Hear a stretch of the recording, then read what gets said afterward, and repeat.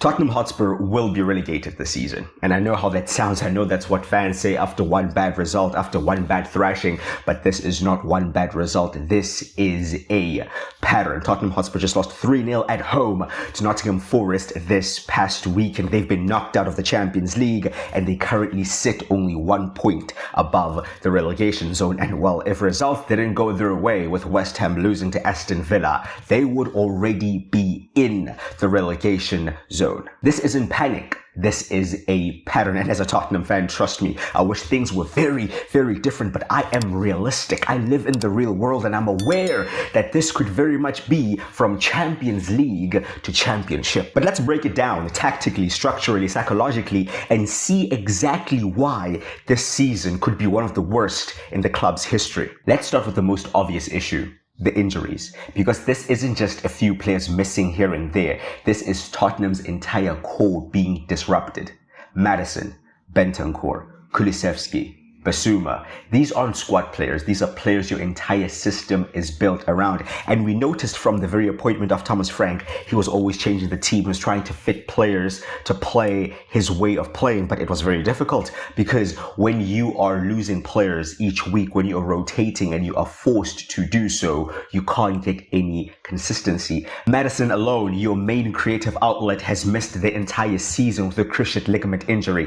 Dejan Kulusevski hasn't even played for almost a year, not a single minute of football, and he is arguably Tottenham's best player. What this means is Tottenham haven't just lost players, they have lost their identity. Players that were crucial to getting them to that Europa League final victory. And that hasn't gotten any better this season. Players have continuously been missing games, key players getting suspended. It's been a complete mess from a player selection perspective. And at this point, Tottenham's injury list looks more stable than the actual starting 11. And this is where the second problem comes in, because injuries do not just affect stability, they also affect the tactics. I already mentioned the difficulties Thomas Frank suffered throughout his entire tenure at the club, but Igor Tudor was recently brought in to try to save the sinking ship, and he's come in and tried to implement his system, but the reality is he hasn't had the same group of players available consistently enough to actually build anything stable. So what you end up with is a team that isn't fully committing to one identity,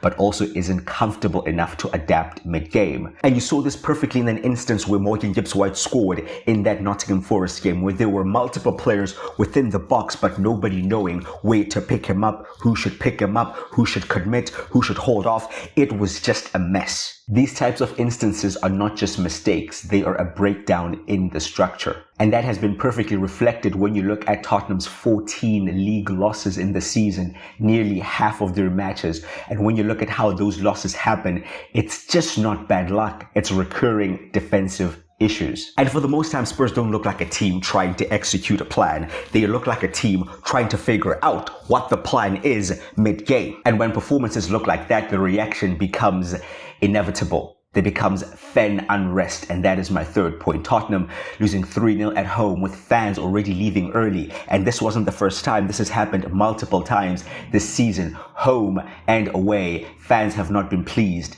in the slightest. We're talking about a club that has only won 7 league matches all season. 7 wins out of 31. 0 wins in the Premier League in 2026. And we're about to go into April. And when a club of Tottenham's size is producing such results, the patience disappears very, very quickly. And all of this leads to one of the biggest problems Tottenham are dealing with right now, and that is the pressure and expectation. This is because Tottenham are in a very unusual situation. They are performing like a relegation team, but they are expected to win like a top 6 club. And with how results have gone this season, it seems as if every game is a must win. And when they don't win, the pressure doubles. And when that keeps happening, confidence collapses. We've seen players constantly panic, make very uncharacteristic mistakes, getting all kinds of sending offs, conceding penalties, conceding unnecessary set pieces. And this is all down to the pressure they are feeling because of the situation that they are in. And this is a different kind of pressure. This isn't pressure to make it into the Champions League or to try to win a trophy.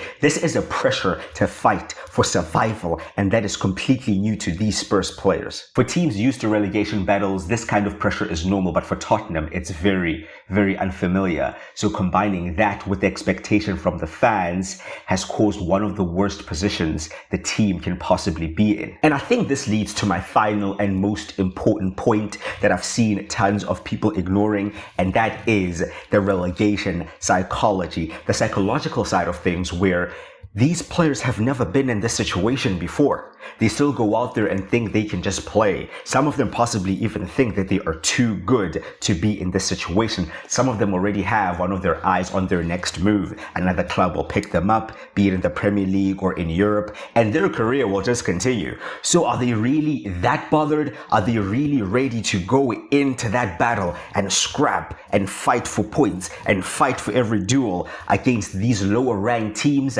I don't think so. Even as a Spurs fan, I can admit Tottenham are not built for this, and I don't mean it tactically. Again, it's all mental. Teams like Forest, West Ham, they've been here before. They know what it takes to survive. Relegation battles are not about playing good football, they're about grinding out results, winning ugly, and the key term is surviving. There's a reason they call it survival. That's what it is. You're not thriving, you're just trying not to die. And what makes the situation even more uncertain is what's happening off the pitch. Because right now, there are already discussions around Tottenham's future, more specifically the future of the manager.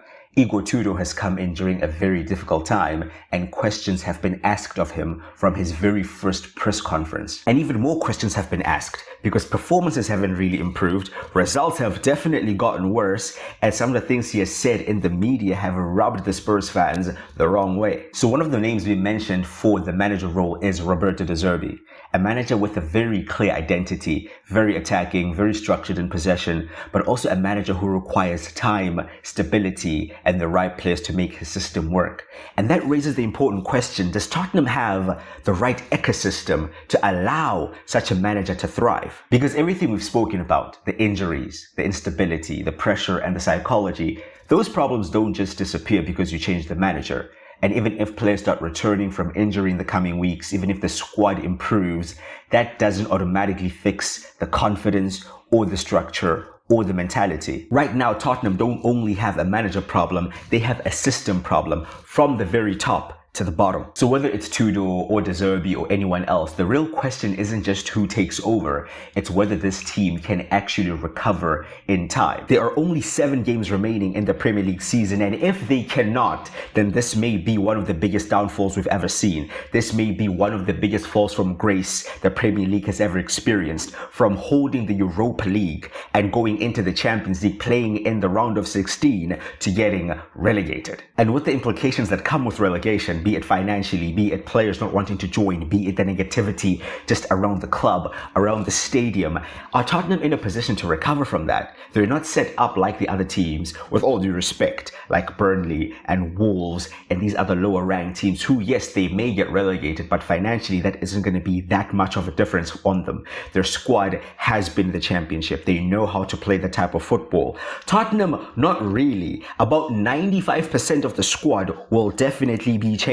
The manager will most likely be changing, and the difference in revenue generated would be way more significant. But what do you think? Do you think Tottenham are going down, firstly? And do you think they would be able to recover if they did? Would a manager like Roberto De Zerbi coming in with 7 games remaining make that much of a difference? Would he be able to thrive within that short of a time span with his very specific brand of football? If not him, then who? Would bringing in a manager even like Sean Dyche, who has been there, who understands the relegation battle, who understands, well, potentially the Championship, would he be best suited for such a role? This is one of the most fascinating things, and it's not fun to experience as a fan there firsthand. I'd really rather be watching from a distance, and it does not necessarily help seeing what's happening at the top end of the table with our North London rivals, you know, pursuing other aspirations while we are just trying not to die. But yeah, anyway, let me know your thoughts down in the comment section below. Drop a like on the video and subscribe as well. I'd greatly appreciate that. And I'll see you guys